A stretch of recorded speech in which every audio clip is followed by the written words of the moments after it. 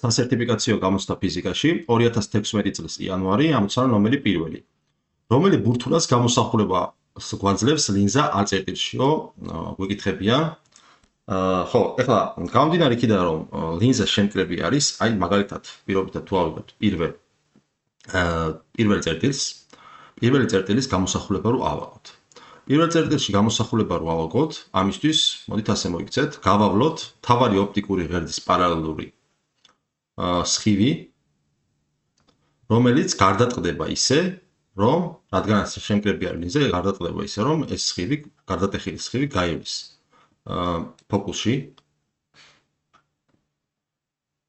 ხოლო ის სხივი, რომელიც მთავარ ოპტიკურ ცენტრში გაივლის, არ გარდატყდება და გაივლის გარდაუტეხად მიმართულების შეუცვლელად. ეხლა როგორც ხედავთ, გარდატეხილი სხივები არ იკვეთებიან, ხო? თუ არ იკვეთებიან, მაშინ ნამდვილ გამოსახულებას ავიღებთ, თუმცა გამოსახულება მიიღება წარმოსახვითი, ამისთვის მოდით ასე მოიქცეთ, ამ გარდატეხილი სხივის გაგრძელებები განვიხილოთ, ამის გაგრძელება როგორც ხედავთ, გაივლის A-ში და პირველის აი მთავარ ოპტიკურ ცენტრში გამავალი სხივის გაგრძელებას გაივლის A-წერტილში და გამოსახულება მიიღება ამ შემთხვევაში, ოღონდ როგორც ხედავთ, ეს გამოსახულება არის წარმოსახვითი, პირდაპირი და გადიდებული. შესაბამისად, ამ შემთხვევაში პირველი წერტილის გამოსახულებას გვაძლევს ლინზა A-წერტილში. ამიტომ პასუხი იქნება A.